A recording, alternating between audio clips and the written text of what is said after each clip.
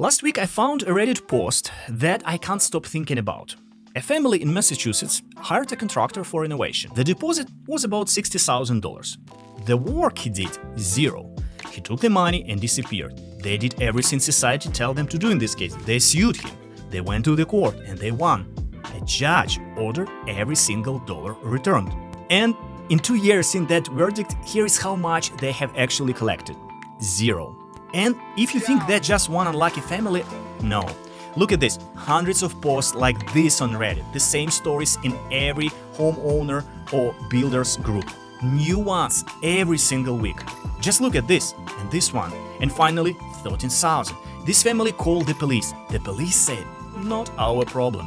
So let's be honest with each other. The police will not come, the court cannot collect, but here is the harder truth.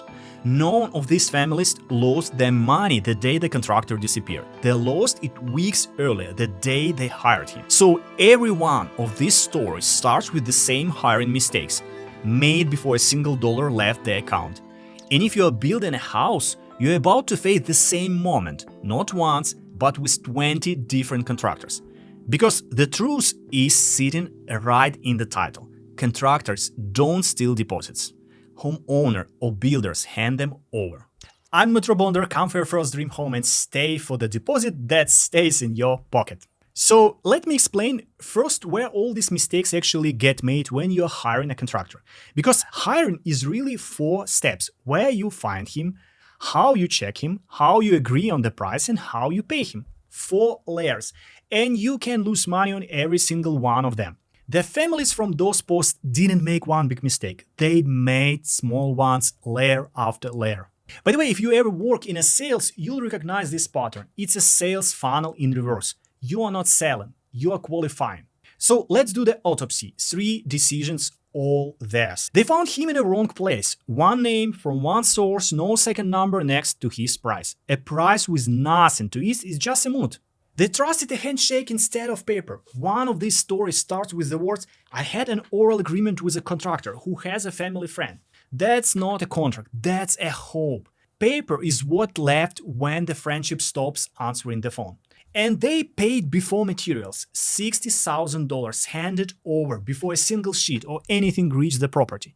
Cash that went straight into someone else's unfinished job. Now, hold on, I'm not here to kick these families, I paid this tuition too. Early on, I gave a contractor $2,000 upfront, he disappeared, the same mistake, just a smaller check. You cannot fix a bad contractor after the deposit clears. You can only be the client who never wires it. They did it wrong on every layer, so now let's do it right on every layer, starting with the first one, where you find him. Build a list in 3 columns. Column 1, recommendations from people who actually build. Column 2, job sites you drive past, crews working in your area right now. Column 3, inbound, guys who email and call you. Trust levels are different, and that's the point. Use column 3's prices to check column 1's honesty. Never shop in one column, guys. And a random name from Facebook group is a lead, it's not recommendation. Okay, you have got the names. Layer 2, finding out who they really are. This is where most of first-timers get fooled. Before you even meet him, there are 2 signals you can catch from a distance. Signal 1, he can start Monday. Every good contractor, at least in my case, in my area, is booked months out. So who is free tomorrow? Exactly. Availability is the information. He was available right away. Isn't a luck. It's often the first symptom. It's first red flag. Signal 2, he needs your cash for materials. Remember that $7,000 post from the opening? He said a deposit is needed for material. 3 weeks later, silence. Now you know exactly what that sentence meant. Ask who benefits from it. Real contractors don't buy materials with client cash. For example, here is in Austin, where I live, every small and mid-sized contractor that I've been working with has a pro account at Home Depot or Lowe's. A line of credit, usually net 30, sometimes net 60 days to pay for materials. Materials arrive, work starts, then invoice comes a month later. That's how it works in real life. So the only contractor who needs your money upfront for materials is one his own suppliers stop trusting. They know him better than you ever will, and they already voted. Then read the human before the number, set the meeting. If he shows up late without calling, done. Delete this contact. If he is late to the meeting where he wants your money, imagine week 6 of this build. then visit his current job site. Don't ask for photos. Go. Trash all over that floor is a trash all over your future floor. And talk to the crew, not just the boss. If crew is grumbling about pay and chaos, that's your project in 2 months. Happy crew, happy build. Let's say he passed all of it. Then he sent you a price. And this is where even smart people get taken. Because the games live in the numbers. Let me show you how this game works, a real story from a builder. I've been working with for the last 5 years. He needed drywall for the whole house. A contractor gave him a price, $78,000. Cheaper than the other bid. It sounds like a win, right? Then the guy adds one innocent little sentence. Actually, let's do it per square foot, $350. And you buy the materials yourself. Sounds even more fair, right? Per square foot, very transparent. Except here is the trick. Multiply that little price by every square foot of your whole house, and his $78,000 quietly turns into $99,000. Same job, same guy, $21,000 more, hiding inside one friendly sentence. That contractor wasn't betting my builder couldn't count. He was betting he wouldn't. He did. He told him, 72 is the budget, fixed, or we are done. The game stopped instantly because games only work on people who don't check. So how do you make sure nobody plays these games with you? Here is the exact system I use on every project. Step 1, 1 page, same format for everyone. Before I talk to a single contractor, I write a 1-page request. What exactly I want done, how many square feet, what materials, what is included, and every contractor gets the same page. Now they're all quoting the same job, not their own version of it. Step 2, 5 or 6 quotes, never one. I send that page out and give it a week to collect the numbers. Remember the autopsy, a price with nothing next to it is just the mood. So step 3, let AI do the comparing. I drop every quote into ChatGPT or Claude and ask one thing, put this side by side, line by line, and show me the difference.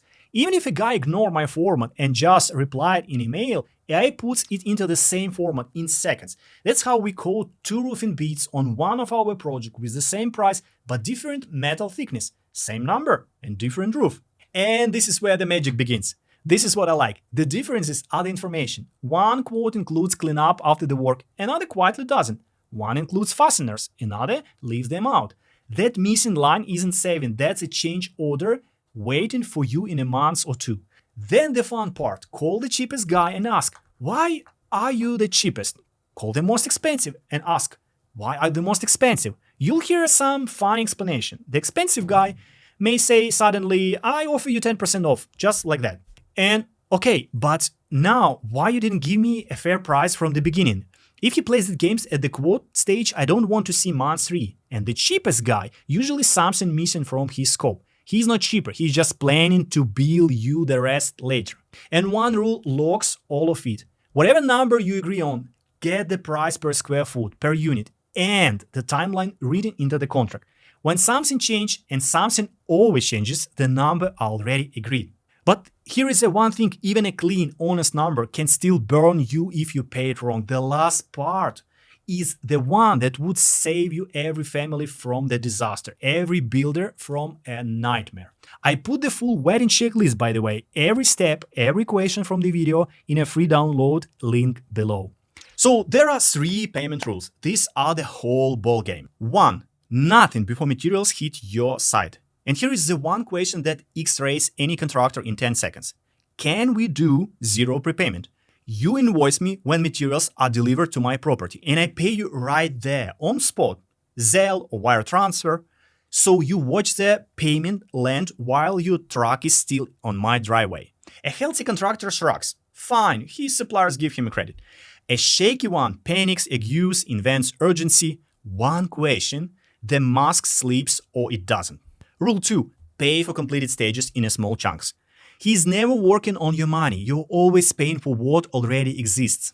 3. Hold back 10% until the very end. That last 10% is your insurance policy and his motivation to come fix the little things. Pay 100% early and watch how slowly a punch list gets done. Could be there any exceptions? One, I know a builder I work with paid his long-time AC contractor upfront to lock materials prices before a tariff hike. He did it because the trust was built over years and many projects. That's the point. Prepayment is something a contractor earns over years, never something he gets on bid number one. And before we leave this layer of working with contractors, two pieces of paper that saves you months of pain later. Paper 1, the lien waiver. Here is a nightmare nobody warns you about. You pay your contractor 100%, everyone's happy. 3 months later, there is a lien on your house from a supply company you never met. Why? Your contractor never paid his supplier for the materials that are now in your walls, and that supplier has the legal right to put a lien on your property. The fix costs one signature. At final payment, he signs a lien waiver, a document confirming he's been paid in full and he gives up any claim against your property. Someone shows up with a lien later, you show the waiver, the lien comes off. On bigger jobs, ask for waivers from his subs and suppliers too.